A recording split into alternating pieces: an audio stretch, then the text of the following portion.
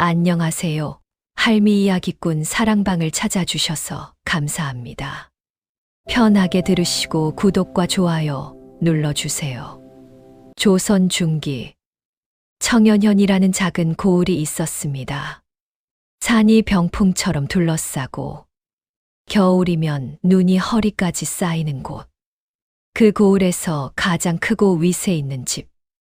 강씨 문중의 청운당. 소슬대문은 높고 기와는 늘 윤기가 흘렀으며 집안 하인만 20명이 넘는 양반가였습니다.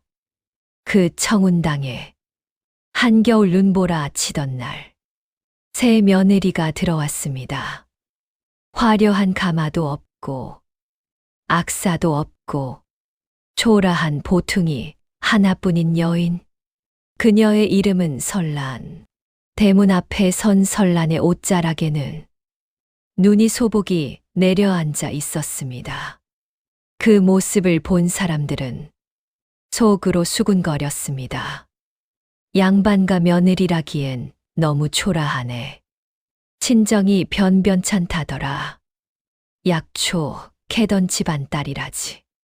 그 말들은 눈보다 더 차갑게 설란의 등에 꽂혔습니다. 그러나 설란은 고개를 숙인 채 아무 말도 하지 않았습니다. 대문 안쪽에서 가장 먼저 나온 사람은 시어머니 윤 노부인이었습니다. 노부인은 설란을 위아래로 훑어보더니 코웃음을 쳤습니다. 내가 그 며느리냐? 예, 어머님. 설란이라 합니다. 노부인의 시선은 설란의 얼굴이 아니라 손에 머물렀습니다. 거칠고 갈라진 손. 손이 저 모양이니 무슨 집안에서 자랐는지 알겠다. 그 말 한마디에 이 집에서 설란의 자리는 정해졌습니다. 며느리도 아니고 손님도 아니고 그저 부엌살이 하는 여자. 첫날부터 설란은 부엌으로 보내졌습니다. 밥을 짓고 물을 깃고 장작을 패고 마당을 쓸었습니다. 식구들이 따뜻한 방에서 밥을 먹을 때 설란은 부엌 구석에서 찬 밥을 말아 먹었습니다. 조금이라도 늦으면 호통이 날아왔습니다. 천한년이 버릇도 없다. 설란은 고개를 숙였습니다. 죄송합니다. 그 말밖에 할 수 없었습니다. 밤이 되면 설란은 광 옆 작은 헛간에서 잠을 잤습니다. 이불은 얇고 바람은 창호지 사이로 숭숭 들어왔습니다. 그럴 때마다 설란은 조용히 두 손을 모았습니다. 버티자. 오늘만 넘기자. 그것이 설란의 기도였습니다. 설란이 이렇게까지 참고 사는 데에는 이유가 있었습니다. 어릴 적 어머니가 남긴 마지막 말 때문이었습니다. 설란아, 사람은 말로 남는 게 아니다. 행실로 남는 거다. 설란의 어머니는 약초를 다루던 여인이었습니다. 산에서 풀을 캐고 마을 사람들의 잔병을 돌보던 사람. 설란은 어릴 때부터 어머니 곁에서 약초 이름과 다리는 법을 배웠습니다. 하지만 그것을 누구에게도 말하지 않았습니다. 말하는 순간 그것이 짐이 될 것을 알았기 때문입니다. 청운당 사람들은 설란이 아무것도 모르는 줄 알았습니다. 글도 모르고 약도 모르고 그저 손만 빠른 여자인 줄 알았습니다. 그 오해가 훗날 이 집의 운명을 바꿀 줄은 아무도 몰랐습니다. 그러던 어느 날 눈이 유난히 많이 내리던 밤이었습니다. 바람이 기와를 때리고 대문이 덜컹거리던 밤. 안채에서 갑자기 고함이 터졌습니다. 어머님이 쓰러지셨다. 윤 노부인이 자리에 쓰러진 것입니다. 입은 돌아가고 숨은 가늘었습니다. 급히 고을 의원이 불려왔습니다. 의원은 맥을 짚고 눈썹을 찌푸리더니 천천히 고개를 저었습니다. 기운이 다했습니다. 방 안이 얼어붙었습니다. 오늘 밤이 고비입니다. 누군가 울음을 터뜨렸고 누군가는 불경을 외웠습니다. 그 순간 부엌 구석에 서 있던 설란의 눈이 윤 노부인의 손끝을 보았습니다.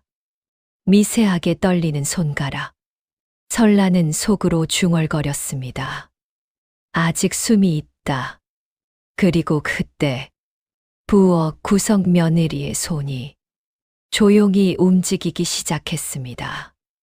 안채는 울음으로 가득 찼습니다. 어머님, 어머님. 하인들은 이리 뛰고 저리 뛰며 따뜻한 물을 데우고 이불을 더 덮고 향을 피웠습니다. 그러나 누구도 무엇을 해야 할지 몰랐습니다. 고을 의원은 고개를 숙인 채 말이 없었습니다. 그 침묵이 사람들의 심장을 더 세게 눌렀습니다. 그때 부엌 문가에 서 있던 설란은 한 발짝도 움직이지 못한 채 안채를 바라보고 있었습니다. 울고 싶었습니다. 그러나 눈물이 나오지 않았습니다. 대신 가슴 깊은 곳에서 어릴 적 기억 하나가 떠올랐습니다. 설란이 아직 10살도 되기 전 산자락 움막에서 살던 시절 어머니는 늘 작은 탕관 하나를 품에 안고 다녔습니다. 설란아, 사람 숨은 실처럼 가늘다. 실이 끊어지기 전에 매듭을 지어야 산다. 그 말이 그때는 무슨 뜻인지 몰랐습니다. 하지만 지금은 알 것 같았습니다. 윤 노부인의 숨은 아직 끊어지지 않았습니다. 설란은 조용히 뒤돌아 부엌으로 들어갔습니다. 아궁이 속 불씨는 아직 살아 있었습니다. 설란은 무릎을 꿇고 불을 살폈습니다. 약한 불. 너무 세면 안 되고 너무 약해도 안 됩니다. 설란은 장작 하나를 더 넣고 손바닥으로 바람을 불어 불씨를 키웠습니다. 그리고 헛간 구석으로 가 작은 보퉁이를 꺼냈습니다. 천 조각을 풀자 말린 약초들이 나왔습니다. 어머니가 남긴 것. 설란은 하나하나 꺼내며 속으로 이름을 불렀습니다. 길을 여는 풀, 열을 내리는 뿌리, 기운을 붙잡는 껍질, 입 밖으로 내지는 않았습니다. 말하면 마음이 흔들릴까봐 설란은 물을 올렸습니다. 아직 약초를 넣지 않았습니다. 먼저 물을 데우는 것이 어머니의 방식이었습니다. 찬 물에 약을 넣으면 약이 놀란다. 어머니는 늘 그렇게 말했습니다. 물이 데워질 때까지 설란은 두 손을 무릎 위에 얹고 눈을 감았습니다. 그리고 속으로 어머니 얼굴을 떠올렸습니다. 산에서 약초를 캐던 모습, 무릎을 꿇고 맥을 짚던 모습. 설란아, 사람 살리는 손은 두려워하면 안 된다. 그 말이 가슴에서 울렸습니다. 물이 김을 내기 시작하자 설란은 약초를 넣었습니다. 하나, 둘, 셋. 넣는 순서도 어머니에게 배운 그대로였습니다. 먼저 길을 여느냐, 그 다음 열을 내리느냐, 마지막으로 기운을 붙잡느냐.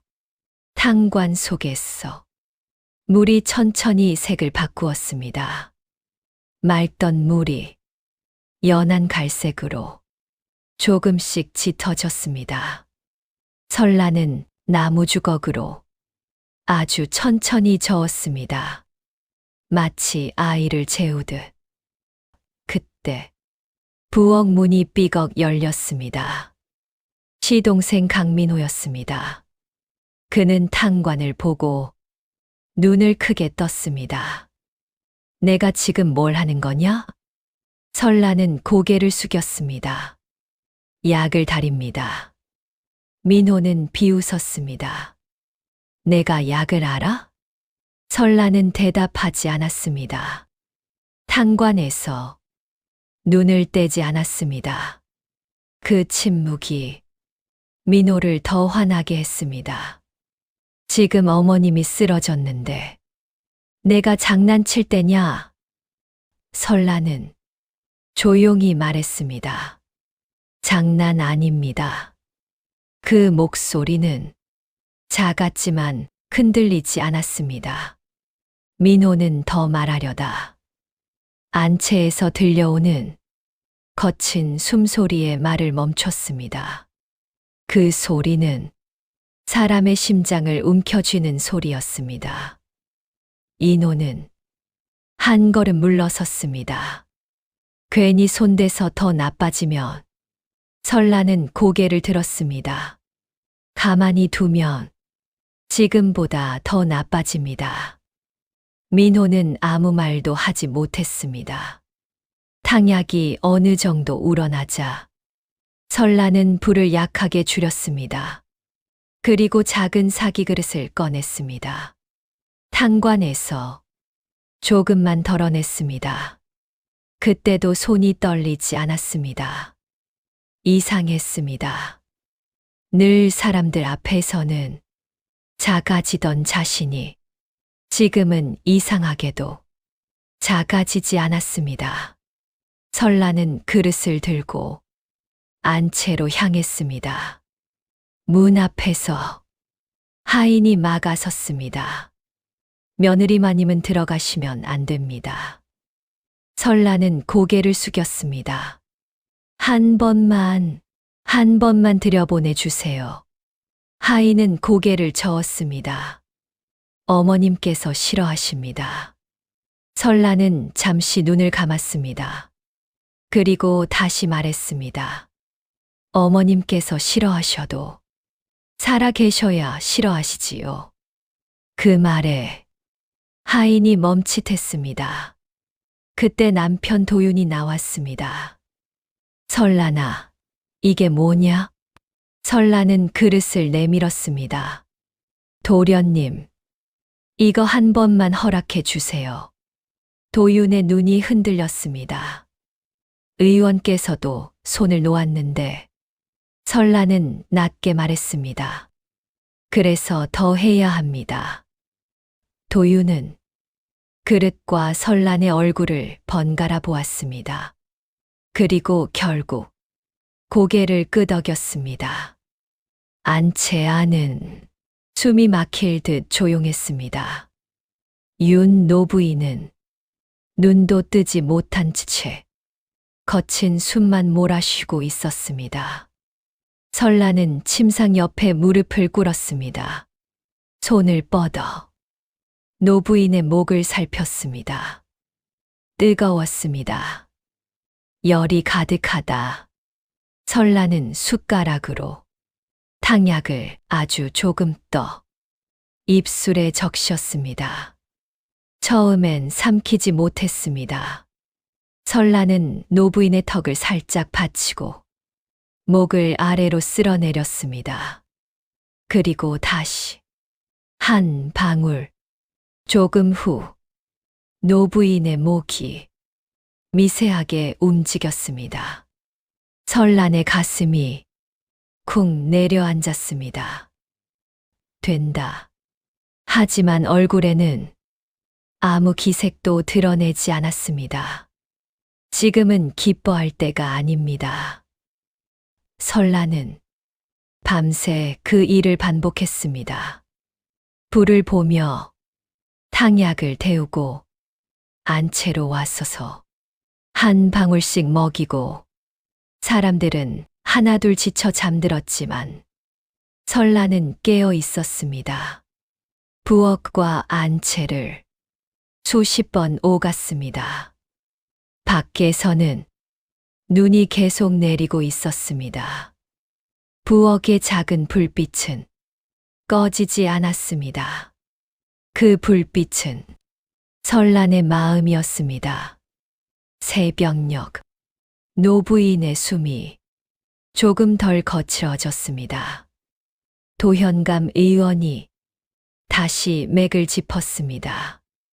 그리고 아주 작게 말했습니다. 기운이 아주 조금 돌아옵니다. 그 말에 도윤이 주저앉아 울었습니다. 인호는 아무 말도 하지 못했습니다. 설라는 그 말을 들었지만 고개를 들지 않았습니다. 설란 오늘 하루가 고비입니다. 도현감은 낮게 말했습니다. 마치 의원이 한 말처럼 도현감은 설란을 바라봤습니다. 그 눈에는 의문과 놀람이 함께 담겨 있었습니다. 그날 새벽, 노부인의 숨이 아주 조금 고르게 변했을 뿐 위험이 사라진 것은 아니었습니다. 도현감은 말했다지요. 고비는 넘겼으나 아직 강을 다 건넌 것은 아닙니다. 그 말은 곧 오늘 밤도 내일 밤도 계속 이어질 싸움이라는 뜻이었습니다. 설라는 그 말을 알아들었습니다. 그래서 잠을 자지 않았습니다. 첫째 날, 노부인은 의식을 찾지 못한 채 열이 오르고 내리기를 반복했습니다. 설라는 새벽마다 약을 다리고 낮에는 미음을 쏘았습니다. 그러나 집안 분위기는 달라지지 않았습니다. 괜히 손댔다가 더 나빠지면 어쩌려고. 천한 집안 피가 약을 안다고 설쳐서 그 말들은 설란의 귀를 스쳤지만 그녀는 반응하지 않았습니다. 지금은 자존심보다 숨이 더 급했으니까요. 일곱째 날, 노부인의 손가락이 조금 더 또렷이 움직였습니다. 그러나 아직 눈은 뜨지 않았습니다. 설라는 밤마다 노부인의 손을 잡고 있었습니다. 손끝이 차가워지면 살며시 문지르고 숨이 거칠어지면 등을 가볍게 두드렸습니다. 어릴 적 어머니가 했던 그대로 숨은 길이다. 막히면 두드려라. 그 기억이 설란의 손을 움직였습니다. 열흘째, 노부인의 입술이 조금씩 움직이기 시작했습니다. 물. 그 한마디에 도윤이 울음을 터뜨렸습니다. 하인들은 기뻐했지만 윤 노부인의 눈은 아직 감겨 있었습니다. 설라는 기뻐하지 않았습니다. 아직입니다. 그 말은 의원의 말보다 더 단단하게 들렸습니다. 보름째, 집안의 소문이 돌기 시작했습니다. 며느리가 밤마다 뭔가를 한다더라. 약을 다린다지. 도현감도 놀랐다더라. 민호는 설란을 바라보는 눈빛이 달라졌습니다. 전처럼 노골적인 경멸이 아니라 알 수 없는 의심과 불안이 섞인 눈빛. 어느 날 그는 묻습니다.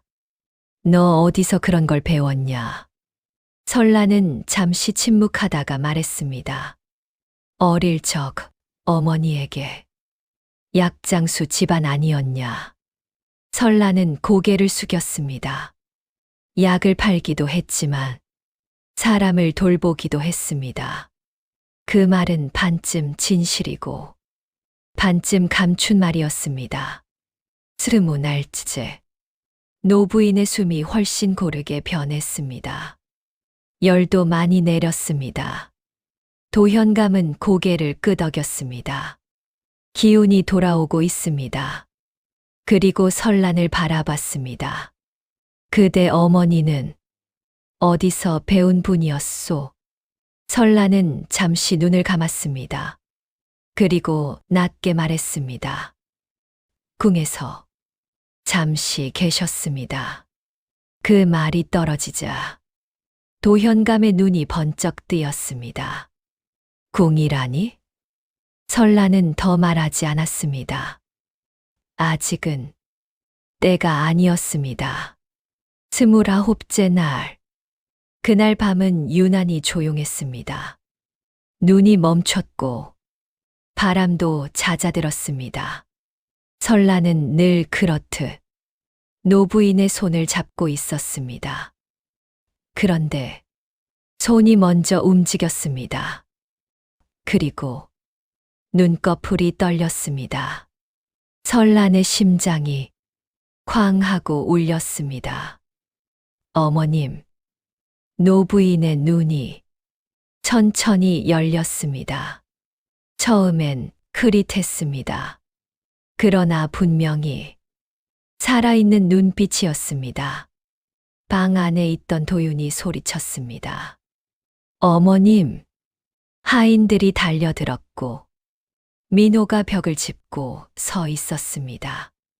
윤 노부인은 한참을 아무 말 없이 주변을 둘러봤습니다. 그리고 시선이 설란에게 멈췄습니다. 설란은 고개를 숙였습니다. 노부인의 입술이 천천히 움직였습니다. 내가 했느냐? 방 안이 숨을 죽였습니다. 설란은 조용히 대답했습니다.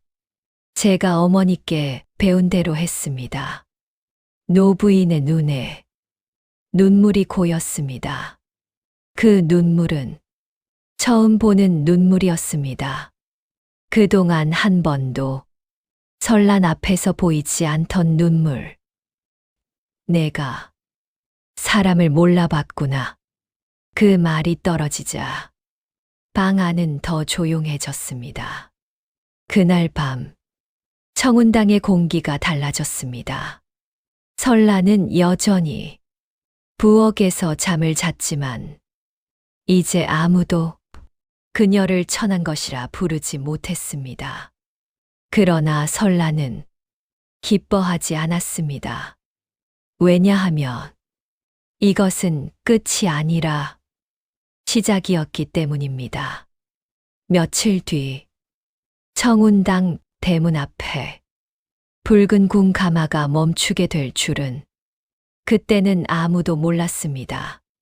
붉은 가마가 청운당 대문 앞에 멈춘 그날, 설란은 짐을 싸는데 오래 걸리지 않았습니다. 낡은 보퉁이 하나, 그 안에 들어간 것은 화려한 옷도 장신구도 아니었습니다.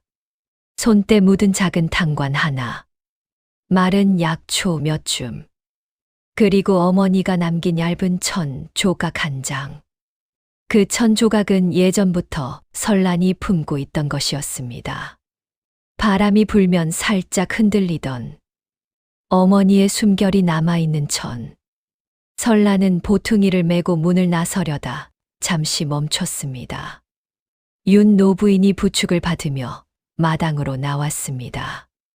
얼굴은 여전히 창백했고 걸음은 느렸지만 눈빛만큼은 이전과 달랐습니다. 노부인은 설란 앞에 조심스레 다가왔습니다. 그리고 입술을 떨며 말했습니다. 설란아, 궁에 가면 너는 다시.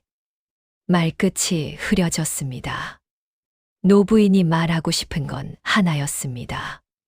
궁은 설란의 어머니를 내친 곳, 그리고 사람을 살리는 손이 사람을 죽였다는 누명을 뒤집어 쓴 곳. 설란은 고개를 숙였습니다. 어머님, 저는 알고 갑니다. 노부인의 눈에서 눈물이 흘렀습니다. 내가 윤 노부인은 끝내 말을 잊지 못하고 설란 앞에 무릎을 꿇었습니다. 양반가의 안주인이 천하다 부르던 며느리 앞에 무릎을 꿇는 일은 그 고을에서 한 번도 보지 못한 일이었습니다. 하인들은 숨을 삼켰고 도유는 고개를 떨궜고 민호는 입술을 꽉 깨물었습니다. 윤 노부인이 큰절을 올렸습니다. 미안하다. 사람을 사람으로 보지 못했다. 그 말이 땅에 닿는 순간 설란의 가슴 어딘가가 뜨겁게 울컥했지만 그녀는 울지 않았습니다.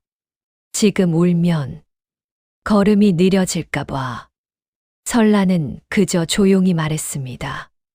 어머님, 저는 원망하러 가지 않습니다. 사람을 살리러 갑니다. 그리고는 붉은 가마를 향해 걸어갔습니다. 그 걸음이 어찌나 고요하고 단단했던지 마당에 눈이 눌리는 소리마저 또렷하게 들렸습니다.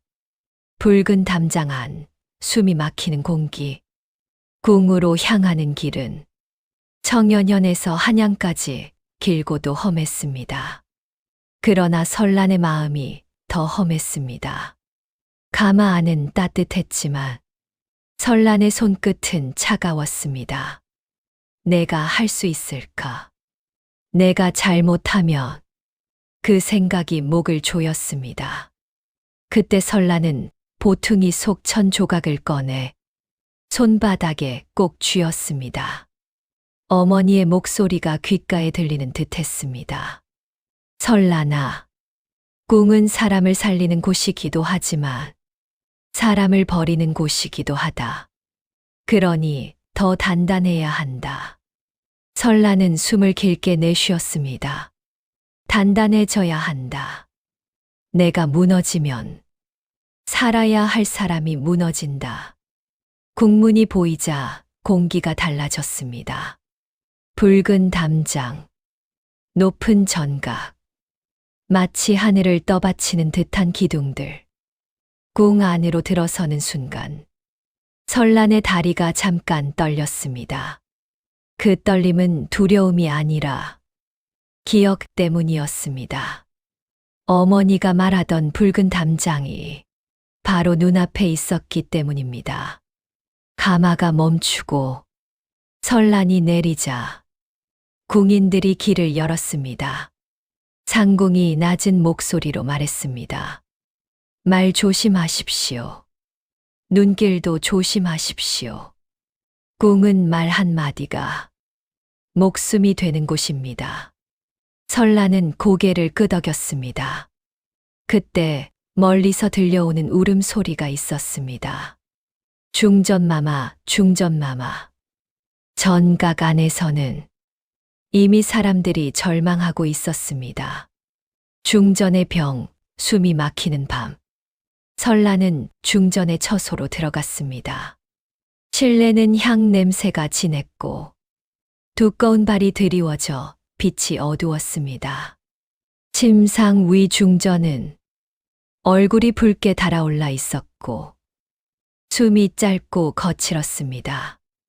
내의원 의원들이 둘러서 있었지만 누구도 쉽게 손을 대지 못하고 있었습니다. 한 의원이 낮게 말했습니다. 열이 사흘째 내리지 않습니다. 다른 의원이 말했다지요. 목 안이 붓고 숨길이 막힙니다. 설란은 침상 옆에 조용히 무릎을 꿇었습니다. 그리고 손을 뻗어 중전의 맥을 짚었습니다. 그 순간 주변이 술렁했습니다. 감히? 저 여인은 누구냐?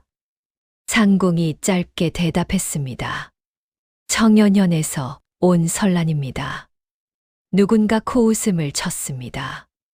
양반가 며느리라더니 천한 출신이라 들었는데 그 말이 날아오는 순간에도 설란의 손끝은 흔들리지 않았습니다. 맥이 뜁니다. 그러나 끊길 듯이 앓습니다. 숨이 막힙니다. 하지만 아직 끊기진 않았습니다. 설라는 속으로 중얼거렸습니다. 길을 먼저 열어야 한다. 설라는 상궁을 바라보며 말했습니다. 따뜻한 물, 깨끗한 천, 그리고 탕관을 가져다 주십시오. 내의원 한 사람이 언성을 높였습니다. 여인이 무엇을 안다고? 설라는 고개를 숙인 채 대답했습니다. 제가 모르면 더 물러서겠습니다. 하지만 지금은 모르는 사람도 손을 내밀어야 할 때입니다. 그 말에 전가간이 잠깐 조용해졌습니다. 설라는 중전의 자세를 먼저 바꿨습니다. 숨이 막힐 때는 몸이 눕는 각도 하나가 살고 죽는 갈림이 됩니다. 설라는 상궁들과 함께 중전의 상체를 아주 조금 세웠습니다. 그리고 목과 가슴을 따뜻한 천으로 덮어 기운이 빠져나가지 않게 했습니다. 기운이 흩어지면 숨이 더 얇아집니다. 설라는 작은 목소리로 말했습니다. 그 말이 의원들의 귀에도 들어갔습니다. 설라는 탕관에 물을 올렸습니다. 공의 약재는 많았습니다. 그러나 많은 것이 항상 좋은 것은 아닙니다. 설라는 복잡한 처방을 피했습니다. 기를 여는 약, 열을 낮추는 약, 기운을 붙드는 약, 세 가지. 단순하지만 정확한 것. 궁인들이 가져온 약재를 설라는 냄새로 먼저 가려냈습니다. 그중 하나를 집어들고 설라는 눈을 가늘게 떴습니다. 이 약재는 오래되었습니다. 의원이 반박했습니다. 궁의 약재를 의심하느냐? 설라는 조용히 말했습니다. 약은 궁에 있어도 시간은 누구에게나 같습니다. 그 말에 의원의 입이 다물어졌습니다. 설라는 새 약재로 다시 받아 탕약을 다리기 시작했습니다. 밤이 깊어질수록 전각안 공기는 차가워졌습니다. 의원들은 속삭였습니다. 저 여인이 공을 세우면 내의원은 체면을 잃는다. 중전마마가 살아나면 저 여인이 무엇을 요구할지 모른다. 설라는 그 속삭임을 들었습니다. 그러나 들은 척하지 않았습니다. 지금 가장 중요한 것은 체면도 자존심도 아니라 숨 하나였습니다. 설라는 탕약을 조금 떠 중전의 입술에 적셨습니다. 한 방울, 또 한 방울.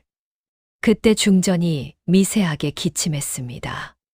전과 간이 술렁였습니다. 기침을 한다. 설라는 서둘지 않았습니다. 기침은 길이 열린 신호일 수도 있지만 기도가 더 좁아지는 신호일 수도 있습니다. 설라는 중전의 등 뒤를 아주 조심스럽게 두드렸습니다. 세게 두드리지 않았습니다. 사람의 몸은 때릴수록 다칩니다. 달래야 엽니다. 그 말은 어머니가 늘 하던 말이었습니다. 그날 새벽 한 내의원 의원이 설란을 불러 세웠습니다. 내가 누구의 딸이냐? 설란은 고개를 숙였습니다. 제 어머니는 예전에 궁에 있었습니다. 그 의원의 눈빛이 변했습니다. 설마 설란이 말을 잇기 전에 의원은 낮게 중얼거렸습니다. 그 의녀의 딸이로구나. 그 말은 설란의 등골을 서늘하게 했습니다. 궁 안에는 아직도 어머니의 소문이 남아 있었던 것입니다. 사람을 죽인 의녀, 약을 바꾼 여인. 설라는 입술을 깨물었습니다. 그리고 조용히 말했습니다. 제 어머니는 사람을 살리려다 쫓겨났습니다. 의원이 비웃었습니다. 궁에서 쫓겨난 건 죄가 있으니 쫓겨난 것이지. 그때 설라는 처음으로 고개를 들었습니다. 죄가 있어서가 아니라 죄를 뒤집어 쓰게 되었기 때문입니다. 의원은 눈살을 찌푸렸습니다. 무슨 말을? 설라는 더 말하지 않았습니다. 지금 말을 꺼내면 치료보다 싸움이 먼저 될 수 있으니까요. 하지만 설라는 속으로 결심했습니다. 중전마마를 살리면 어머니의 이름도 살릴 수 있다. 기적은 한 번이 아니라 한 달이었다. 중전의 열은 하루아침에 꺼지지 않았습니다. 하룻밤 반짝 좋아졌다가 다시 나빠지기도 했습니다. 사람들은 쉽게 흔들렸습니다. 안 된다. 소용없다. 그 말이 나올 때마다 설라는 단단히 마음을 붙들었습니다. 어머니가 그랬습니다. 사람 살리는 일은 한 번의 기적이 아니라 매일의 버팀이다. 설라는 밤마다 탕약을 다렸고 낮마다 중전의 숨을 살폈고 손끝으로 열의 오르내림을 읽었습니다. 궁인들은 지쳐갔지만 설라는 더 지쳐가면 안 됐습니다. 그래서 설라는 잠을 쪼개어 잤습니다. 한 번에 길게 자지 않고 숨이 안정될 때 잠깐 눈을 붙였습니다. 그리고 곧 일어났습니다. 그렇게 며칠이 흐르고 열흘이 흐르고 보름이 흘렀습니다. 그러던 어느 날 중전의 숨이 확 달라졌습니다. 짧고 끊기던 숨이 조금 길어졌습니다. 설라는 그 순간 눈물이 날 뻔했습니다. 하지만 참았습니다. 기뻐하면 방심합니다. 설라는 속으로 중얼거렸습니다. 20날쯤 되었을 때였습니다. 갑자기 중전의 숨이 가빠졌습니다. 입술이 파래지고 가슴이 크게 들썩이며 숨을 찾아 헤맸습니다. 전각 안이 뒤집혔습니다. 중전마마, 의원들이 우왕좌왕했습니다. 어떤 이는 이젠 끝이다라고 중얼거렸습니다. 그때 설라는 모두를 밀어내고 침상 곁으로 갔습니다. 불을 더 데우세요. 따뜻한 천을 더 가져오세요. 상궁들이 움직였습니다. 내의원 한 사람이 소리쳤습니다. 그만두어라.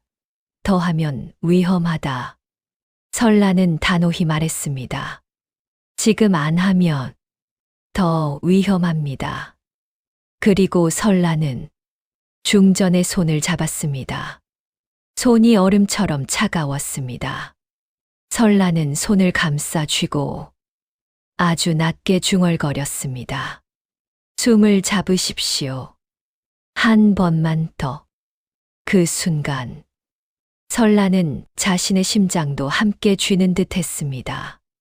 설라는 중전의 가슴과 등을 정확한 박자로 너무 세지 않게, 너무 약하지 않게 두드렸습니다.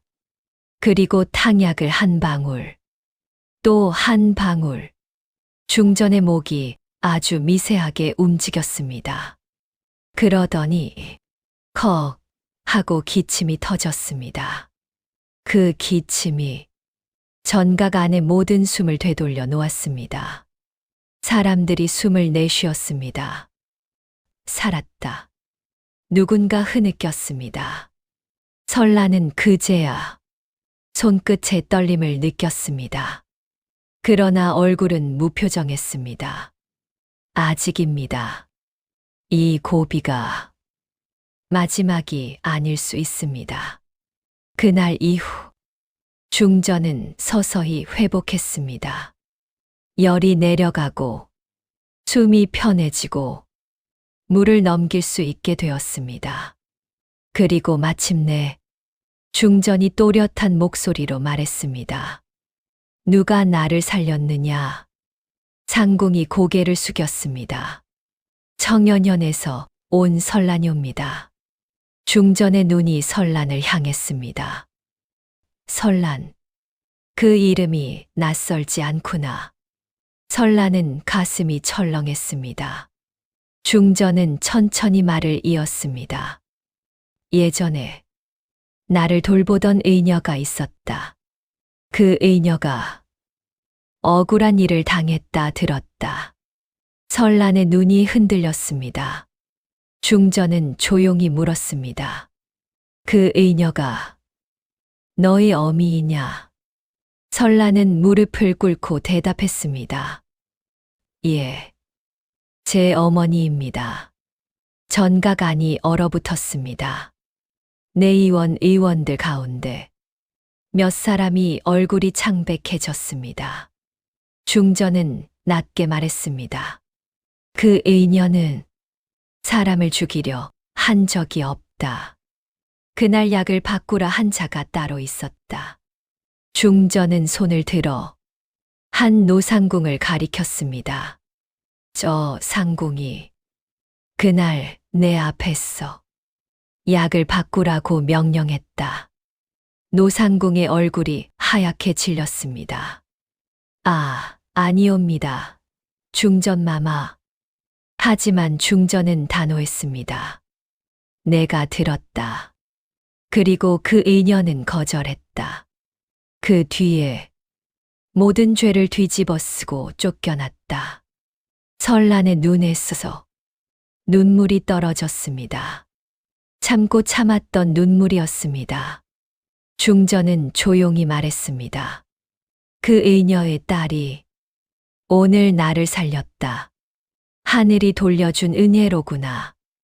며칠 뒤 궁은 움직였습니다. 중전의 병이 나았다는 소식과 함께 설란의 어머니에 대한 재조사가 시작되었습니다. 그 과정에서 노상궁의 비리가 드러났습니다.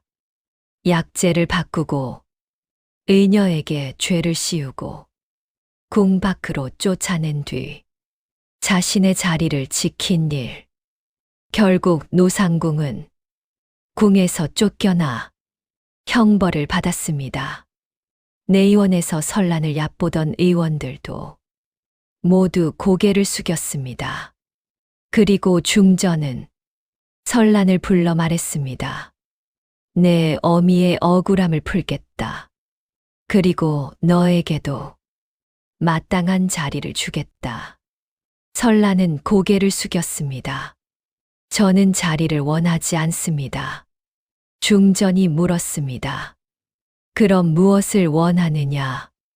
설란은 잠시 침묵하다가 말했습니다. 사람을 함부로 보지 않는 세상. 그 말에 중전의 눈이 조금 젖었습니다. 그래. 그 말이 너를 의인으로 만든다. 시간이 흐른 뒤 설란은 다시 청년현으로 돌아왔습니다. 이번엔 초라한 보퉁이가 아니라 궁에서 내려준 약재와 의녀의 증표를 들고 돌아왔습니다. 그리고 청운당 대문 앞에는 또다시 붉은 가마가 멈췄습니다. 마을 사람들이 몰려들었습니다. 저게 그 궁 가마라더라. 청운당 며느리가 궁에서 사람을 살렸다더라. 윤 노부인은 부축을 받으며 대문 앞에 나왔습니다. 설란이 내리자 노부인은 한 걸음도 망설이지 않고 그 자리에서 무릎을 꿇었습니다. 설란아, 노부인의 목소리가 떨렸습니다. 나는 내가 천하다 했다. 그런데 천했던 건 내가 아니라 내 눈이었다. 그 말에 마당에 서 있던 사람들이 조용해졌습니다. 노부인은 설란의 손을 잡았습니다. 거칠고 갈라졌던 그 손은 여전히 거칠었습니다. 하지만 이제 그 손은 부엌살이 손이 아니라 사람 살리는 손이었습니다. 노부인은 울면서 말했습니다. 내 목숨도 너에게 빚졌고 내 집안도 너에게 빚졌다. 용서해 달라. 설라는 잠시 고개를 숙였습니다. 그리고 아주 조용히 말했습니다. 어머님, 용서는 제가 하는 것이지만 잠시 숨을 고른 뒤 설라는 말을 이었습니다. 제가 용서해도 시간은 돌아오지 않습니다. 그 말에 노부인의 울음이 더 커졌습니다. 설라는 노부인의 손을 잡아 일으켜 세웠습니다. 그러니 앞으로는 설란의 목소리가 단단해졌습니다. 사람을 함부로 보지 마십시오. 낮은 자리에 있다고 낮은 사람이 아닙니다. 그리고 약한 사람이 반드시 약한 것도 아닙니다. 그날 이후 청운당의 부엌은 달라졌습니다. 설라는 더는 부엌 구석에만 있지 않았습니다. 하지만 설라는 자리를 빼앗거나 사람들을 벌하려 하지도 않았습니다. 그녀는 여전히 새벽에 일어나 불을 지폈습니다. 다만 그 불은 이제 설란만의 불이 아니라 그 집안 모두의 불이었습니다. 설라는 마당에 작은 난초를 심었습니다. 윤 노부인이 물었습니다. 왜 하필 난초냐? 설라는 조용히 웃었습니다. 눈 속에서도 피는 꽃이라서요. 윤 노부인은 그제야 깨달았습니다. 설란의 이름, 설란이 왜 설란인지 눈 속에서도 꺾이지 않고 향을 남기는 사람, 그 사람은 처음부터 천하지 않았습니다. 다만 세상이 천하게 보았을 뿐입니다. 이제 이야기는 끝을 맺었습니다. 어때요? 잠은 잘 오셨나요? 구독과 좋아요 꼭 눌러주세요. 오늘 이야기를 통해 사람을 함부로 보면 안 되는 이유는 그 사람이 언젠가 나를 심판해서가 아니라 그 사람 안에 내가 상상도 못한 빛이 있을 수 있기 때문이에요. 눈 속에 들어온 며느리 설라는 결국 궁을 살렸고 가문을 살렸고 무엇보다 사람의 눈을 살렸잖아요.